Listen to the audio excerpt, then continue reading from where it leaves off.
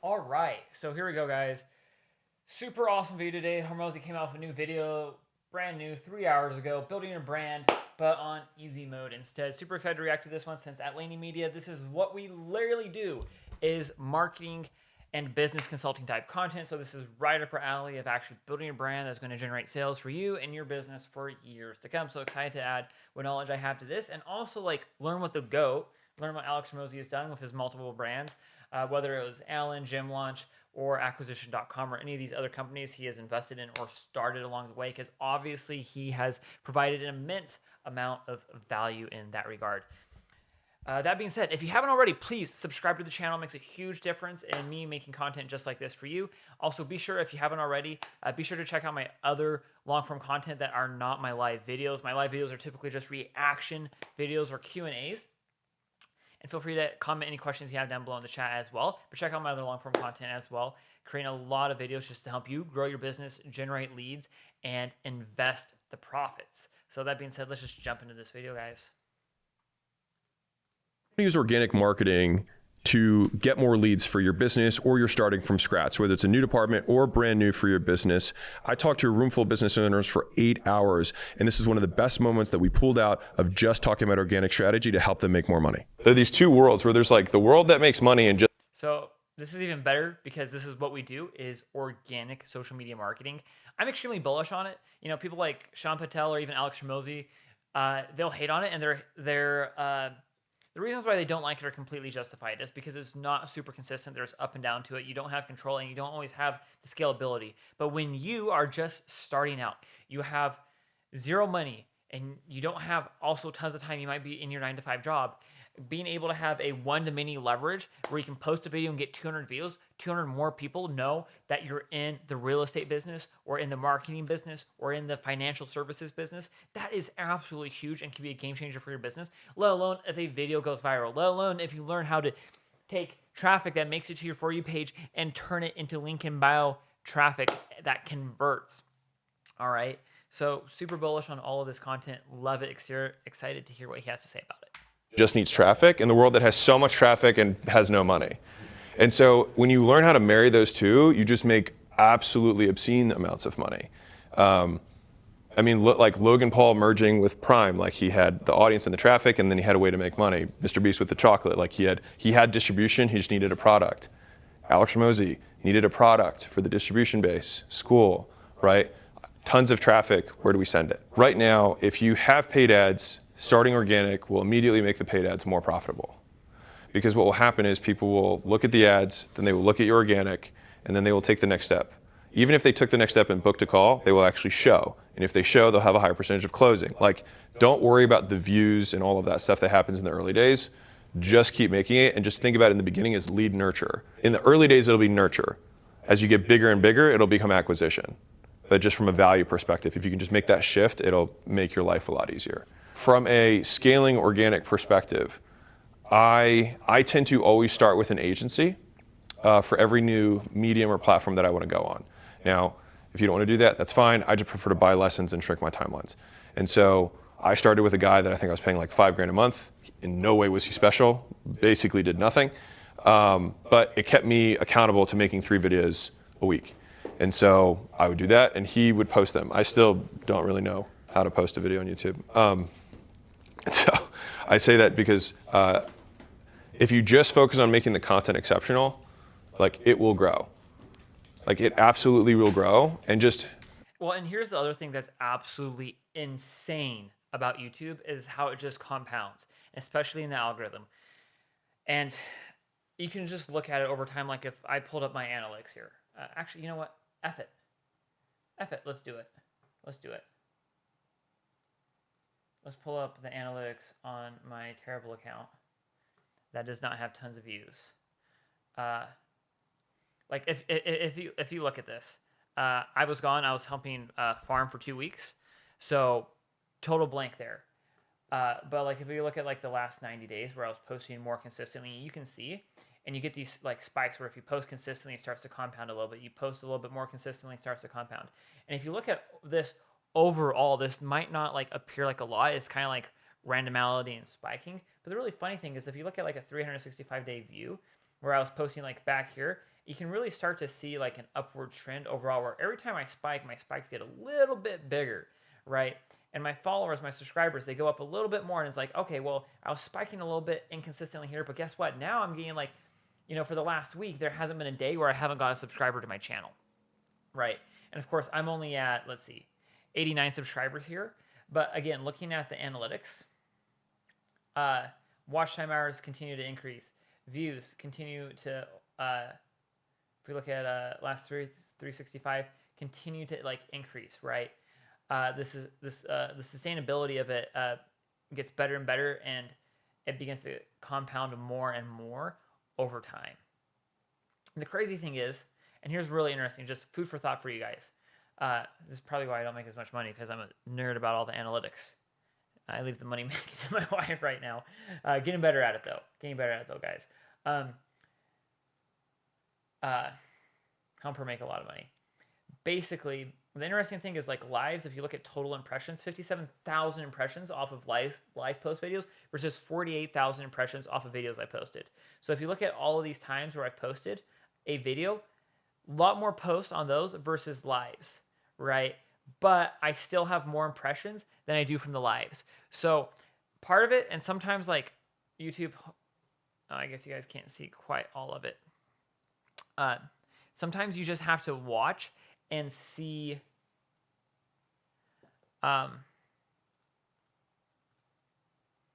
you have to see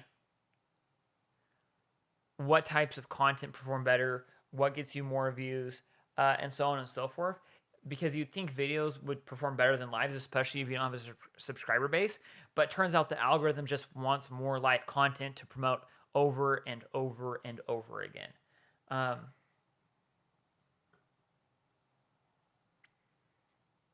Yeah, and the crazy thing is like my lives, see, boom, live right now. I don't even know how I got a view. But like a lot of these, and I don't know why the sword doesn't always work. I'm going to complain to YouTube. But anyways, like 1,000 views, 200 views, 600 views, 100 views, which is a lot more if we go over to videos and look at like average video views. Now my average video views are getting better, like 160, 75, 64, 114, and so on and so forth. Like, and I've really only been like, I finally decided to eat the bullet and be consistent no matter what about 2 months ago, max 3. But really it was like two and a half months ago.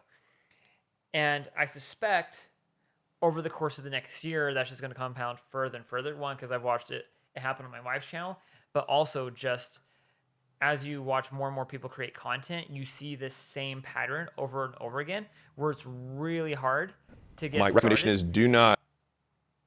But over time, it gets easier to grow. Promote in the content to the greatest ever. So think about it like this, is that you want to have this big valuable thing, all this content that you're teaching. The CTAs, in my opinion, in content are not very effective. Like they kill reach, it feels weird, no one likes it, whatever. People will naturally just take the next step if you put it in the descriptions, you put it in your link in bio. Picture this. You're sitting at home alone watching YouTube videos, wondering why you can't find the motivation to do the things you... Like you do those two things, you will get traffic to your stuff by just saying this is what I do, rather than, hey, by the way, like, I don't think that's the right way to do it. The beautiful merger of these, who here knows how to run ads? You can just like get a show of hands. Okay, so like half of you guys. Well, just to throw it out, like I will only do CTAs to things I give away here on the channel. And when I ask you to subscribe to the channel, it's because I know I'm going to be giving you tons of valuable information. And if you don't subscribe, you might not see my content again. And I want you to have access to it. Same with like the Millionaire Archives. Like if I'm pitching you on the Millionaire Archives, it's because it's free. It's going to help you connect with other entrepreneurs, and it's going to help you generate leads for your business. Don't make a dime off of it. It actually costs us money every single month to have the community up on school. And I mean, as of currently, we don't even like literally use it for lead gen. We have the option where you can come and work with us if you get value from the Millionaire Archives, but we're not like hitting that list, right? And we're just doing that in part to learn how to build communities, but also to provide more value than we take away. Guys, okay. Where the magic happens is where you build all the goodwill for free, and then you use ads to do the CTAs. And so, has anyone here read the Leads book? Okay. So there's the whole content section about the give-ask ratio. A unfortunately, based on the book and the limitations of the book, I can't go into like more advanced stuff. Where it gets really juicy is that all of your content is only give. And then the ads are the ask. So then you don't have to balance the give to ask ratio. You just only give in content. And then the ads serve to be the CTA. And for whatever reason, it protects the brand. It's a totally different vibe. If I was like right hooking every video, being like, hey, go to here, go to here, go to here, people would be like, whoop, and then that would be it. Like no one would watch my stuff anymore. But if I keep providing value, they get value, I deposit goodwill, and then later we can hit them with an advertisement to go do something. And they exist completely separately. And so we just want to think about the mind space of like, the 3-to-1 ratio still exists if you think about someone's newsfeed. So they have like content 1 from you, content 2 from you, content 3 from you, and then they have an ad from you. And so here's the money one, and all this other stuff is free. And so think about it from a larger perspective, and this is where the obscene money is. What do you guys have questions about here? All right, so I'm gonna just rant at you for a second, try and cross as many of these out as I can. So from a like topics, volume, like these kind of all go together. So Evelyn, for you, if you were looking at, I make this really niche content, I need to go wide. In my experience, like, keep making the content that's going to serve your avatar. If you want to have, I would say, like, if you want to sprinkle in, I just consider it further top of funnel. And so, like, we have made some of these, like, I made one video on some meal stuff I did. And I would say that for us, we kind of swing a little bit like a pendulum, where I only like making business content. The team will urge me to not make business-specific content so that we can appeal to a wider audience from time to time. And usually, like, the more I do this, I'm like, I don't and then I swing back over here. And I'm willing to know that the volume drops. And I'll just tell you, let me just share this experience with you. So we did a workshop here, that's why I set up like this. And I asked the room, I said, hey, of the content that I make, which you guys are consuming like the case study stuff where we like build out a sales team and like we're like how we do onboarding and like all that stuff, and who here is consuming like lessons to my younger self? The whole room was this side. And so even though these got 1/3 the views of these ones, sometimes this can introduce people. Like the right people will then just think about it as top of funnel. Like this gets more people in, they'll see other stuff you have, and then they'll go down the longer niche, more niche videos that's specific to that. Now the other people who just come for that, well, they'll wait till you have your next one of that, and then YouTube or whatever will display it to them. So that's from a topic perspective. I would say if you do like 3-to-1, 4-to-1 in terms of your longs, like one I go a little bit wider, and the rest I still stay on topic. You'll probably get the best of both worlds. What I would tell you though is that I think your stuff's really good, and I think you just need to learn more presentation skills, and that's okay. That's not like this is me trying to help. And so I think that you could probably take the same content you're currently making and just simply structure it better, and you'd probably get 10 times the views. A side note for you guys is you'll notice the bigger the creator, usually the less frequent they actually make videos, and it's because they realize just power laws exist, which is that if you spend 10 times more time on one video, it doesn't get 10 times the views, sometimes you get 100 times the views. And so, like, especially platforms nowadays are so heavily reliant on quality, you create the quantity to figure out the quality.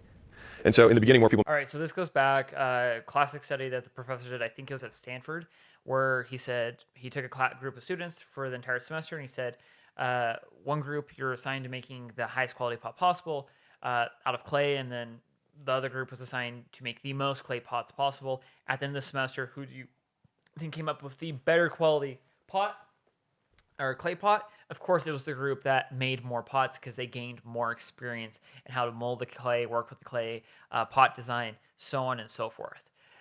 So again, you do the quantity, especially in the beginning, to put the reps in, to get to your 10,000 hours, to become an expert faster, to learn how to create works of art as far as content is concerned. And then, and only then, you can ease off the gas pedal a little bit, right? Do more quantity. And that's literally, it's like the same principle. Like if you listen to any of the Berkshire Hathaway conferences, Charlie Munger is always like, you got to like grind really hard to get your first 100K. Only once you get to 100K, you can ease off the gas pedal a little bit. And that's because once you get over 100K, your net worth usually explodes because you have more capital, you have a little bit of a net worth. It starts to compound, it starts to grow faster, right? Versus, you know, if you're just trying to invest $100, it has to compound a lot to make any substantial difference in your life. Same goes for content. We'll make lots of content, and then you start figuring out the stuff that works, and then you'll notice that they're like, oh man, well, we did spend more time in the video. Okay, well, if we're gonna keep making videos like that, I don't think we can make this money, but it's okay because you make it up on the fact that the total quality of that one gets shared more, people watch it longer. And I think Mr. B said this, but it was like, if you make 10 videos, or you spend 10 times and you make that one video 20% better in terms of AVD or click-through rate, you don't get 10 times the views, you get 100 times the views. So you get a disproportionate return for quality. And so I think it's fine from the niche content perspective, but I would go really deep on the topic and try and keep it as congruent with the packaging of the video, which is where a lot of people lose off. And you need to obsess about your first 30 seconds. But like this last weekend, I watched my top 35 YouTube videos. I watched the first 3 minutes of all of them. And I wanted to figure out like what was it that I did in these videos that I didn't do in other videos that had similar average view duration, but I didn't carry as many people through. And I'll just share this with you, the 3 Ps that I found, at least for us, which is promise, proof, path. And so you want to cover that, and this is for you in terms of the big difference between educators and entertainers. They don't think that way.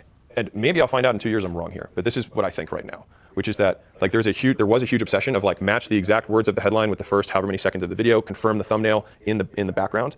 And that's really because if you say, hey, we're gonna crush a Lamborghini, and they go and it's a talking head, there's no Lamborghini, they're like, screw this, and they're out, right? But if you're educating, then I think the Lamborghini in our situation is proof. Is the big Vegas lights of why should I listen to you? Sure, I want to learn more about guarantees. Okay, but why should I listen to you? And if you can answer that as quickly as possible, like the videos that, like when I looked at my top ones, it was just like, hey, I sold my company for $46.2 million. A big part of that was that we had a guarantee that beat all of our competitors. And so we did 4 things that we used that made our guarantee stronger. Done. And if that's what I said the video was about, they're like, okay, there's a promise of what he's gonna help me do, there's a path, and I have proof of why I should listen to this guy. And so you wanna have that. Like, what's in it for me and why should I believe you? Just one day before the attempted assassination of President Trump, I gave a speech in Las Vegas. And then the path, in my opinion, is just to show that there's structure and you can set expectations and meet the expectations. I think that's more about watch time. The first 2 are about why should I stay, and then that's what's going to happen. I will probably write a book on branding at some point. I think I have significantly increased my understanding what a brand is. And so I think first starting with the term of defining it, which is it's an association between 2 things. Like that's what a brand is. It's between things that people know, it's people that they don't know. And so branding is also a word for teaching. Like if I say, if I wear a hat in every video, then people start to associate the hat with me, right? And if I provide value, eventually you can take the hat off and people still associate the value with the hat. Fundamentally, that's what branding is. And so if you're trying to make content about a certain topic, they will associate you with that topic. And so if you want to be known for a certain thing, like that, like the background, everything that goes into it, people make associations. That's how we learn, right? And so there are 3 elements to brand. The first is the strength of the influence. When people see me or see a logo or see something, does it change their behavior? And so if we were to go to the etymology of the word, basically where it first began, branding was like if I branded a cow, right? You brand a cow, it's got a mark on it. The reason for that was because it would change people's behavior. If I saw a cow that didn't have a brand, a cow that did have a brand, I would maybe catch this cow, I would leave it alone, I'd do whatever. But the one that has Rick's logo on it, I might give it back to Rick, or I'd kill Rick, or kill the cow if I hate Rick, or I'd steal the cow if I hate. Either way, the brand, I would treat this cow differently than the cow that had no brand. And so brands change behavior at scale. That's why they're so valuable. And so the question is, from an influence, is what percentage of people does it change their behavior? If it changes a lot of people's behavior, Donald Trump changes a lot of people's behavior. Now, the next question is that behavior going towards or is it going away? For some people, it's very strongly towards, and other people, it's very strongly away, but he changes people's behavior. So he has a strong brand from an influence perspective. The directionality is going to depend on the person. And then the next piece, the third piece, is just the reach, which is how many people in general have this association with you. And so if you're thinking, I want to build a brand, then you think about the hypothetical max of what a brand would be, which is you'd want as many people as humanly possible moving towards you and all changing their behavior at once when they see your thing. That would be the hypothetical max of a brand, right? Like Taylor Swift has a brand that's very close to this. Everyone knows who she is. She has a very strong brand in terms of changing people's behavior, and they tend to move in the direction that she wants them to go. So I also kind of relatively reject the concept of all publicity is good publicity. I would just say all publicity is publicity. It will increase the reach of your brand. It won't increase necessarily these 2, but it will increase the reach. More people will know about you. And so it's just being specific about what a brand actually is. And so if you understand that a brand is built through associations, then you're also very careful about who you choose to be, who you choose to appear next to, right? And so there's a reason that I don't speak on stages anymore that I don't own.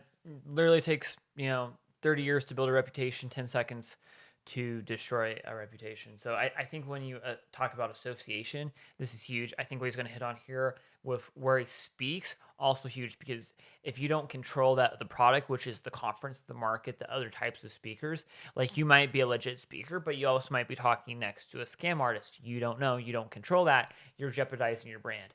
Now, obviously the big asterisk here is in the beginning, when you're starting out, you don't have brand, you don't have anything to lose, so you're willing to risk more in order to win. Mostly because the audience will associate me with the other speakers, and I often don't want to be associated with the other speakers.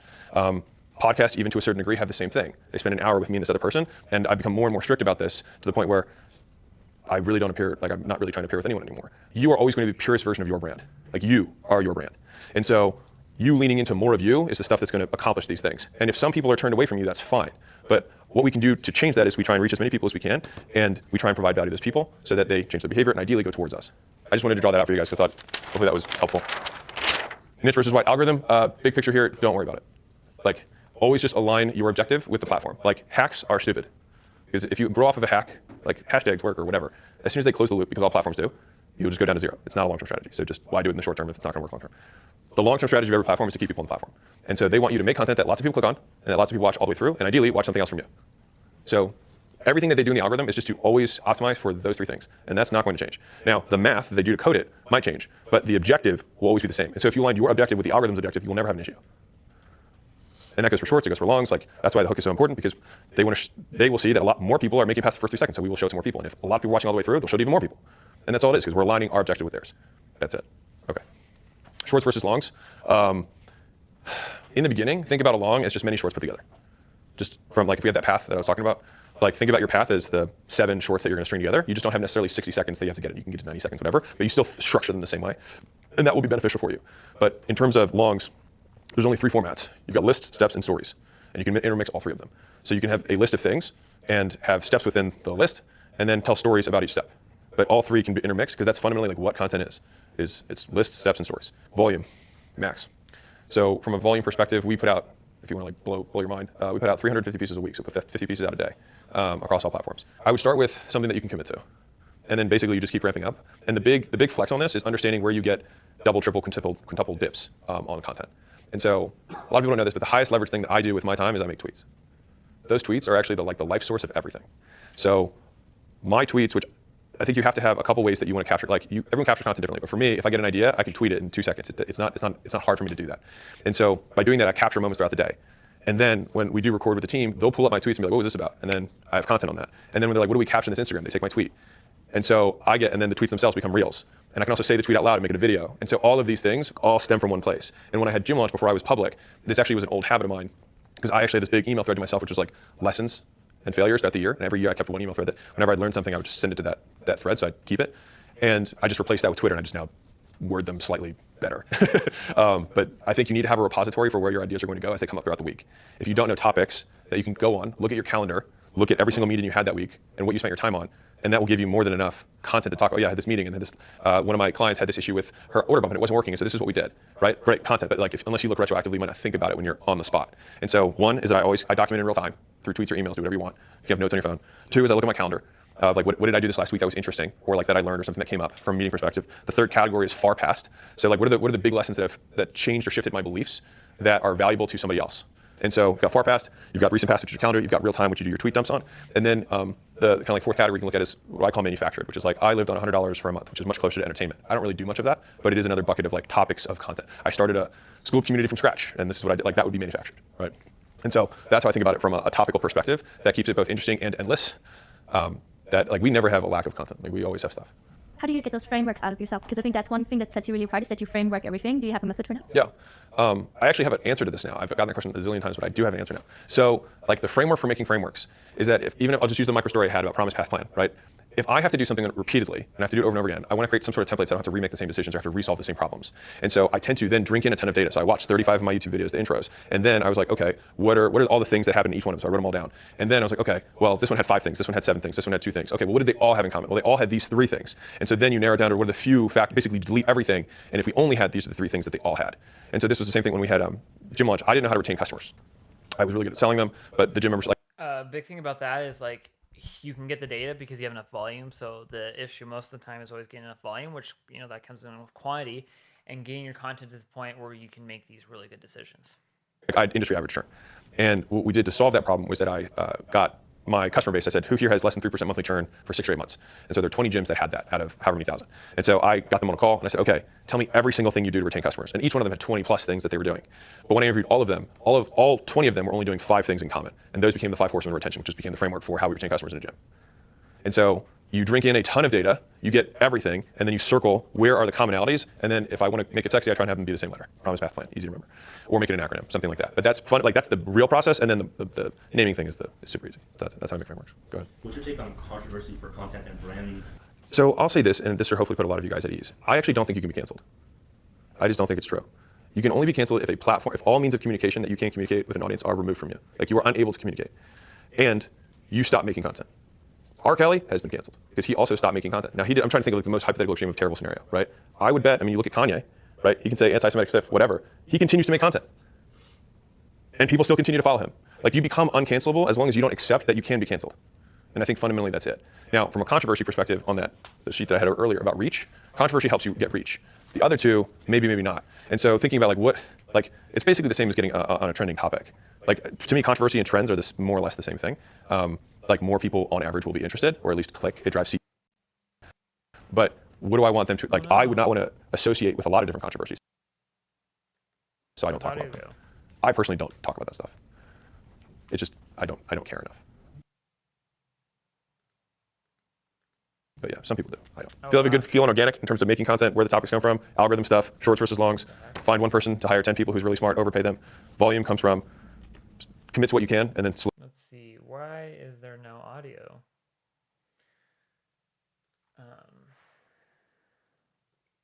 Well, that's crazy. I don't know why connected to. slowly ramp up. The volume is really so that you learn the quality more than anything else. And then product people who's really smart, overpay them.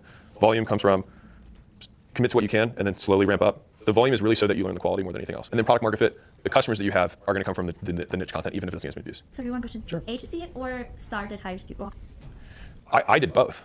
So I mean, I first started with the agency, and then when I was like, okay, now we're really serious. Basically, when I sold Gym Lunch, I was like, okay, now I can really do this. When I had Gym Lunch and I was just starting some of the YouTube videos and podcast, I had a podcast agency that just posted it, and I had a YouTube agency that posted it. And then when we were like, okay, we're really doing this, I brought Caleb in. He then started managing the agencies, and then he hired people in-house to replace them. And basically, I literally outlined the step in the book on agencies, but there's going to be a period where they work and your team works, so you pay twice. And until your team beats their team, and I tell them, I'm like, I'm going to beat you. That's all I'm trying to do here. And as soon as our team beats their team, they go away. How do you actually find like a good agency or a good creator that they're acting like? Talk to 10, listen to all of them. You'll quickly see who has their shit together and who doesn't. You can also bid them against each other if you really want to, but I rarely do that. I usually just quickly see who's good and who isn't, and I try to go off of referrals of people. Because good, like I'll say this, the best agencies don't need to run ads. Like they have more customers than they can handle. Yep. Food? Nom nom? And other food for thought on that, they're not cold DMing you on Instagram or TikTok. Really good agencies, they might, I mean, I don't know. Neil Patel would be like, oh yeah, good agencies do run ads, but usually word of mouth, like again, with any business, like you get to the point where word of mouth will overcome every other type of product acquisition channel that you could possibly have, whether it's ads, cold outbound, organic content, whatever. It doesn't mean companies don't necessarily do that, but you know, like you said, you talk to 10 people, you're going to figure out who are the best agencies to hire, who have their crap together, who know their numbers, who don't, right? And sometimes you still can make the wrong choice in hiring agencies, but that's part of the game you play. You just have to get experience and you have to learn. And no matter what, you have to look at the money like an investment. So I think it's a great way to, and I think his blueprint for scaling really good internal marketing teams, phenomenal blueprint. You just have to be willing to burn anywhere from, I think, 20 to 50K a month and generate more than that from that acquisition channel to make it worthwhile. So I think it's a little bit more advanced, but I think it's a great way to start. And also, obviously, you can like run it at different scales. It's just realistically, like if you're going to put out, you know, what do you say, 50 pieces of content a day across all social media channels, or was it 350? I can't remember the exact crazy number it was, but realistically, you have multiple people doing that just for organics. That doesn't count ads. That doesn't count any cold outbound. That doesn't count affiliate programs and who's managing that. So you just have to remember that at the end of the day. Anyways, a great video. Hopefully I added some good information on brand here. And if you haven't already, please subscribe to the channel. And as always,